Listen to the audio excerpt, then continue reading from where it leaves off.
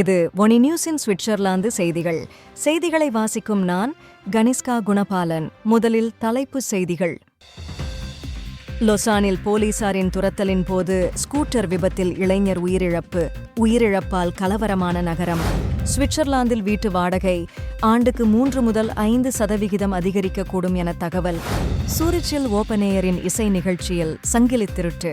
8 சந்தேக நபர்கள் கைது. ஆராவ்ரோஹரில் ஆட்டிசம் உள்ள சிறுவன் பால்கனியில் இருந்து விழுந்து படுகாயம். தாய் மீது விசாரணை. ஞாயிறு வேலை செய்யும் புலம்பெயர்ந்தோர் மற்றும் பெண்களுக்கு உடல் மன பாதிப்பு. பேர்ன் பல்கலைக்கழக ஆய்வில் தெரிவிப்பு. தொடர்வன விரிவான செய்திகள். தனிப்பட்ட வெப்சைட், ஆப் உருவாக்கம் மற்றும் ஆன்லைன் ஷாப்பிங்கான ஆப் அண்ட் வெப்சைட் என எல்லாவற்றையும் படுகா நிபுணர்கள் மூலம் உயர்தரத்திலும் மலிவான விலையிலும் செய்து கொடுக்கிறார்கள். பாடுகா சாஃப்ட்வேர் சொல்யூஷனை தொடர்பு கொள்ளுங்கள். லொசான் நகரில் நேற்றைய தினம் அதிகாலை 3:45 மணியளவில் அவென்யூ ஃப்ரெடரிக் ரெகார்டனில் 17 வயது சுவிஸ் இளைஞர் ஸ்கூட்டர் விபத்தில் உயிரிழந்தார். வவுட் மாகாண காவல்துறையின் கூற்றுப்படி திருடப்பட்டதாக புகாரளிக்கப்பட்ட ஸ்கூட்டரை ஓட்டிய இளைஞர் காவல் ரோந்து வாகனத்தை பார்த்து அதிவேகத்தில் தப்பிச் செல்ல முயன்றார். Avenue William de Charrière de செவரியில் 30 கிலோமீட்டர் வேக வரம்பு சாலையில் தவறான திசையில் சென்றபோது வாகனக் கட்டுப்பாட்டை இழந்து குப்பை கொள்கலனை மோதி பின்னர் கேரேஜ் சுவரில் மோதினார். மருத்துவ உதவியாளர்கள் மீட்பு முயற்சிகள் மேற்கொண்ட போதும் அவரை காப்பாற்ற முடியவில்லை. இந்த மரணத்தைத் தொடர்ந்து அதே மாலை வேளையில் பிரலாஸ் மாவட்டத்தில் சுமார் 100 முகமூடி அணிந்த இளைஞர்கள் ஒன்று கூடி கலவரத்தில் ஈடுபட்டனர். வவுட் மாகாண காவல்துறையினர் மீது வானவேடிக்கைகள் வீசப்பட்டன, குப்பை கொள்கலன்கள் தீ வைக்கப்பட்டன மற்றும் லொசான் போக்குவரத்து நிறுவனத்திற்கு சொந்தமான பேருந்து சேதமடைந்தது. காவல்துறை ரப்பர் தோட்டாக்கள் மற்றும் கண்ணீர் புகை குண்டுகளை பயன்படுத்தி கலவரத்தை கட்டுப்படுத்தியது. தீயணைப்புப் படையினர் தீயை அணைத்தனர். இந்நிலையில் இன்றைய தினம் அதிகாலை 12:30 மணியளவில் நிலைமை அமைதியடைந்ததாகவும் கண்காணிப்பு தொடருவதாகவும் வவுட் காவல்துறை எக்ஸ் தளத்தில் தெரிவித்தது. காயங்கள் எதுவும் பதிவாகவில்லை, ஆனால் பேருந்து சேதத்திற்காக குற்றவியல் குற்றச்சாட்டுகள் தாக்கல் செய்யப்படும்.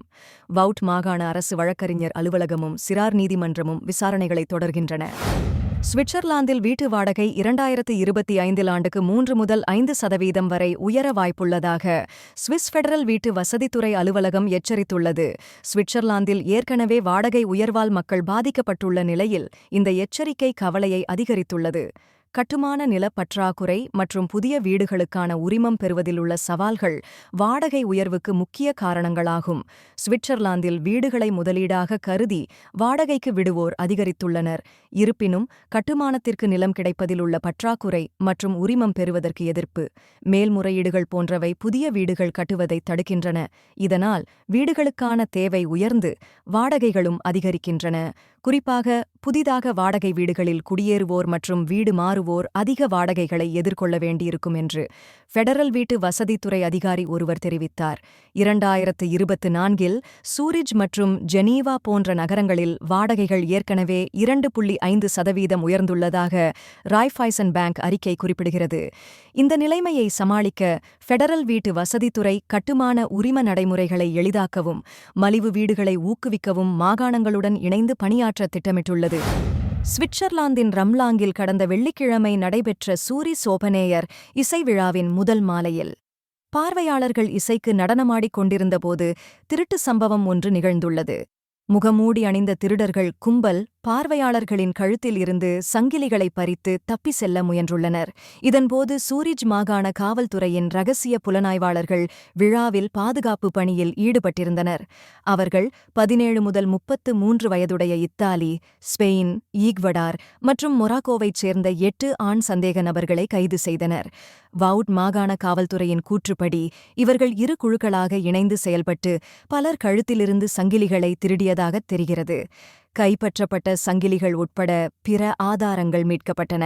சந்தேக நபர்கள் தற்காலிகமாக காவலில் வைக்கப்பட்டு வவுட் மாகாண அரசு வழக்கறிஞர் அலுவலகத்திற்கு மாற்றப்பட்டுள்ளனர். இந்நிலையில் சூரிச் மாகாண காவல்துறை திறந்தவெளி நிகழ்வுகளில் கலந்து கொள்ளும்போது நகைகள் மற்றும் செல்போன்கள் போன்ற விலையுயர்ந்த பொருட்களை வீட்டில் விட்டுவிடுமாறு பொதுமக்களை அறிவுறுத்தியுள்ளது. மேலும் செல்போன்களை உடலுக்கு அருகில் பாதுகாப்பாக வைத்திருக்கவும் மெல்லிய பைகள் அல்லது சங்கிலிகளை தவிர்க்கவும் அறிவுறுத்தப்பட்டுள்ளது. சுவிட்சர்லாந்தின் ஆராவ் ரோஹரில் கடந்த வியாழக்கிழமை மதியம் 2 மணியளவில் 4வது மாடியில் உள்ள பால்கனியிலிருந்து ஆட்டிசம் உள்ள 4 வயது சிறுவன் விழுந்து பலத்த காயமடைந்தார். வவுட் மாகாண காவல்துறையின் கூற்றுப்படி சிறுவன் பிளெக்சிகிளாஸ் பலகையில் மோதி பின்னர் தரையில் விழுந்தார். இதன் பின்னர் சிறுவன் உடனடியாக மீட்பு ஹெலிகாப்டரில் சூரிஜ் குழந்தைகள் மருத்துவமனைக்கு கொண்டு செல்லப்பட்டது. தற்போது சிறுவனின் உடல்நிலை மேம்பட்டு வருவதாக தாய் தெரிவித்துள்ளார். இந்நிலையில் விபத்து நடந்தபோது சிறுவன் தனது தாயின் பராமரிப்பில் இருந்ததால் அவர் மேற்பார்வை கடமையை மீறினாரா என வவுட் மாகாண அரசு வழக்கறிஞர் அலுவலகம் விசாரித்து வருகிறது. வழக்கறிஞர் ஆண்ட்ரே குன்னின் கூற்றுப்படி குற்றவியல் பொறுப்பு நிரூபிக்கப்பட மேற்பார்வை கடமை மீறல், விபத்துக்கான முன்கூட்டிய அறிவு மற்றும் விபத்தை தவிர்க்கும் வாய்ப்பு ஆகிய 3 அளவுகோல்களும் பூர்த்தியாக வேண்டும். இவற்றில் ஒன்று பூர்த்தியாகவில்லை என்றால் குற்றவியல் வழக்கு தொடரப்படாது. மேலும் பெற்றோர் தங்கள் குழந்தையின் காயத்தால் உணர்வு பூர்வமாக பாதிக்கப்பட்டிருந்தால் தண்டனை தவிர்க்கப்படலாம் என அவர் கூறினார். தாயின் கூற்றுப்படி பாதுகாப்பு காரணங்களுக்காக பால்கனி கதவு கைப்பிடி அகற்றப்பட்டிருந்தது. ஆனால் அவரது மூத்த மகள் கதவைத் திறந்து பால்கனிக்கு சென்றபோது சிறுவன் அவளை பின்தொடர்ந்து பால்கனியின் விளிம்புக்கு செல்ல அவனை பிடிக்க முயன்ற தாயின் முயற்சி தோல்வியடைய சிறுவன் கீழே விழுந்ததாக தெரிவிக்கப்படுகிறது. சுவிட்சர்லாந்தின் தற்போது அலட்சியத்தால் உடல் தீங்கு விளைவித்தல் குற்றத்திற்கு 3 ஆண்டுகள் வரை சிறை அல்லது அபராதம் விதிக்கப்படலாம் என்பது குறிப்பிடத்தக்கது. பெர்ன் பல்கலைக்கழக ஆய்வு ஒன்று ஞாயிற்றுக்கிழமை வேலை செய்வது. புலம்பெயர்ந்தோர், பெண்கள் மற்றும் நிலையற்ற வேலை செய்வோரின் உடல், மன மற்றும் சமூக நலனை பாதிக்கிறது என தெரிவிக்கிறது. மருத்துவம், விருந்தோம்பல் மற்றும் விற்பனைத் துறைகளில் பணியாற்றுவோர் மத்தியில் ஞாயிறு வேலை அதிகம் உள்ளதாக ஆய்வு கூறுகிறது. சுவிஸ் தொழிலாளர் கணக்கெடுப்பின்படி 17% பெண்களும் 14% ஆண்களும் ஞாயிற்றுக்கிழமைகளில் வேலை செய்கின்றனர். இந்த வேலை தூக்கமின்மை, மன அழுத்தம், இதய பிரச்சினைகள் மற்றும் குடும்ப, மத, சமூக நிகழ்வுகளில் பங்கேற்க இயலாமை போன்ற பாதிப்புகளை ஏற்படுத்துகிறது. குறிப்பாக புலம்பெயர்ந்தோர் மற்றும் நிலையற்ற வேலை செய்வோர் அதிகமாக பாதிக்கப்படுவதாக ஆய்வு எச்சரிக்கிறது. சுவிட்சர்லாந்தில் ஆண்டுக்கு 9 முதல் 12 ஞாயிற்றுக்கிழமைகள் வேலை செய்ய அனுமதிக்கும் சட்ட மாற்றங்களை சில மாகாணங்கள் திட்டமிடுகின்றன. இந்நிலையில் வர்த்தக யூனியன்கள், மத அமைப்புகள் மற்றும் Swiss society for occupational medicine ஆகியவற்றை உள்ளடக்கிய அலையன்ஸ் ஃபார் சண்டே அமைப்பு இந்த ஆய்வின் முடிவுகளை முன்வைத்து ஞாயிறு வேலையின் பாதிப்புகள் குறித்து விவாதிக்க வலியுறுத்தியுள்ளது. நீங்கள் இதுவரை கேட்டது ஒனி நியூஸின் இன்றைய பிரதான செய்திகள். மேலும் இதுபோன்ற செய்திகளை தொடர்ச்சியாக அறிந்து கொள்ள ஒனி நியூஸுடன் இணைத்திருங்கள். வணக்கம். ஒனி ஆப்புக்கு வரவேற்கின்றோம். உலகம் முழுவதும் உள்ள தமிழர்களை இணைக்கும் ஒரு தமிழர் தளம். உங்களுக்கு அருகில் நடைபெறும் கலாச்சார நிகழ்வுகளை காணவும், உலகெங்கிலும் உள்ள தமிழ் மக்களுடன் உங்கள் நெட்வொர்க்கை விரிவாக்கவும், தமிழ் கலாச்சாரத்தின் பரந்த மரபுகளை அறிந்து கொள்வதுடன் செய்திகள், அருகிலுள்ள வியாபார நிலையங்கள், நாணய மாற்று வீதங்கள் மற்றும் உலகம் முழுவதும் உள்ள தமிழர்களை ஒன்றிணைக்கும் வகையில் பல்வேறு அம்சங்கள் உள்ளன. இது நமது அற்புதமான வரலாற்றையும் கலாச்சாரத்தையும் கொண்டாட ஒரு இனிமையான இடமாக இருக்கும். இப்போதே ஒனி ஆப்பை பிளே ஸ்டோர் அல்லது அப் ஸ்டோரில் டவுன்லோட் செய்யுங்கள்.